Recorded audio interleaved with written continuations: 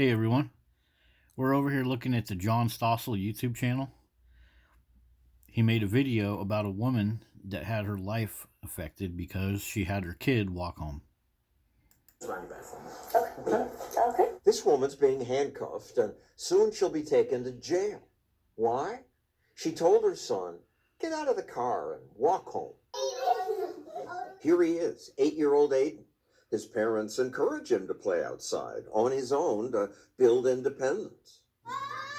But one day after karate practice, he misbehaved in the car, and his mom told him, walk the final half-mile home by yourself. He started to, but then one woman was shocked to see him walking.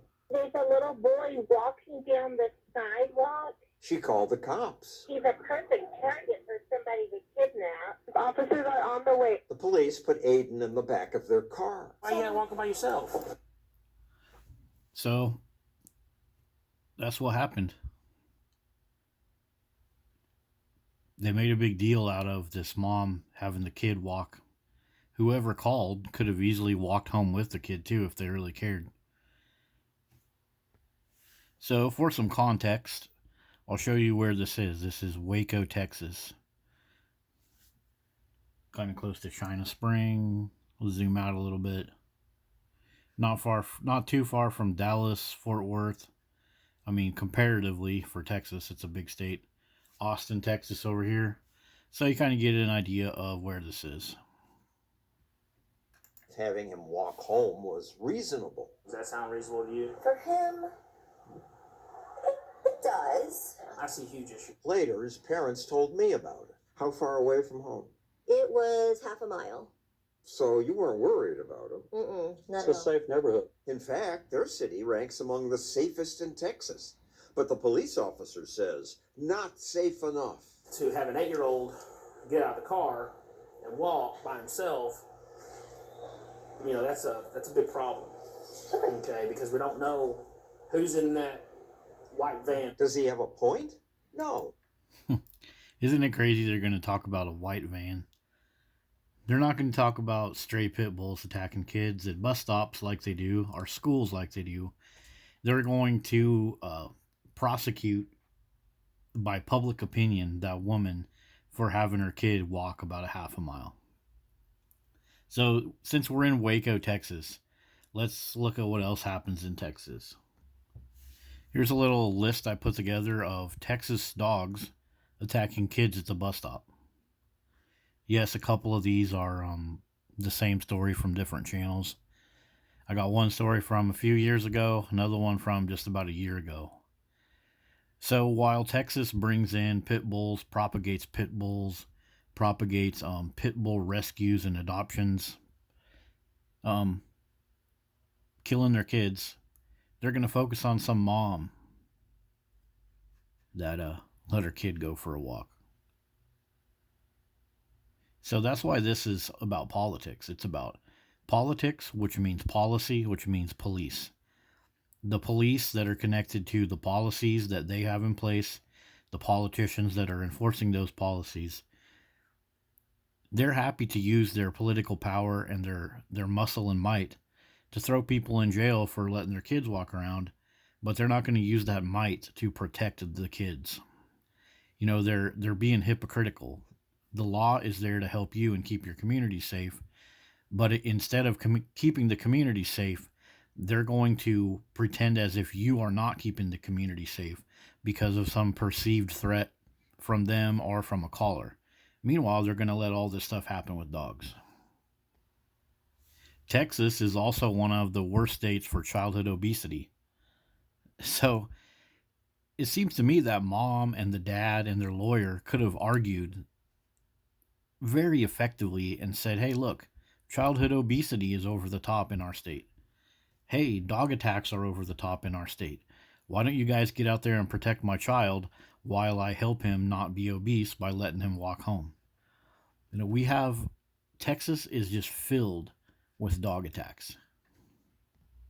Got things like this happening in Texas where little kids can't even get in and out of the car because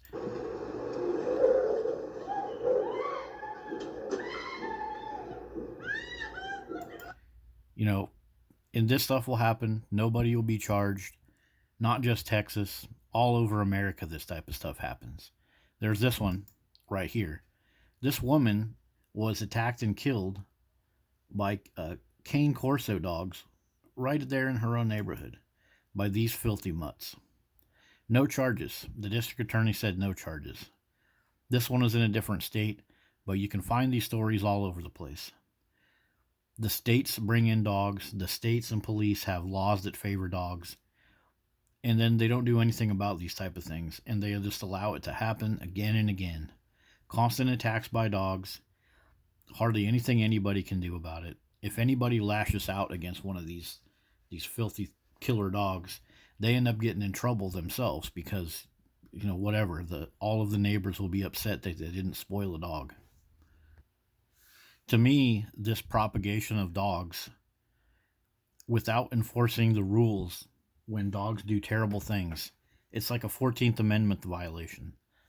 People are running around worrying about little things that the parents are doing with their kids, finding ways to make the parents look bad, like that John Stossel story. But yet, the dogs they bring in deprive people of life and liberty and property without due process. So you can go and get a couple pit bulls, and you're not going to have very many people call and say, hey, that's dangerous. People are going to turn a blind eye, and they're going to wait until a toddler is dead. They're going to wait until their Pomeranian has been ripped limb from limb by a pit bull or other stray dog, and then they're going to do something about it. So this, to me, seems like where dog culture is. Society, politics, police, they refuse to protect us from dogs, but then they pretend to be protecting us from ourselves, by doing what they did to that woman. So this is just more wide perspective consideration about dog culture, because it really shows where we are as a society. We're happy to let dogs run around and hurt us and deprive us of life, liberty, and property. But then the police and the politicians and the local judges, whoever did that to that woman over her kid, they are part of the policy. They're part of the politics. So I think that's where we need to look. We need to understand this from a wider angle. I recommend the John Stossel story if you want to have a look. There's a lady that he talks about that wrote a book about free-range children, about how it's good for your kid to go out and explore the world. And she makes some really interesting and good points in here. That simply trusting your kid in the world, knowing that independence is good for your kid, is not considered a crime. Skenazy has persuaded these 8 states to pass. Yeah, that lady has some really good content too. And all of the good points she makes about how it's good to let your kids play and explore the world and visually experience things, all of those things are constantly being compromised by the presence of dogs. And that's bad for their emotions and their physical and mental health long term. So the presence of dogs in the neighborhood and the dangers that the dog brings, and just the whole attitude of stuffing your kids away in the house to keep them safe, that is long term very bad for these kids. It's much worse for them than having them go for a half-mile walk. So anyways, that has been a look at the lady that got thrown in jail and charged with the felony and lost her job for letting her kid go for a walk in Texas. Meanwhile, Texas is happy to allow pit bulls to maul people on a almost daily basis. Depends on when you look on the news. See you guys later.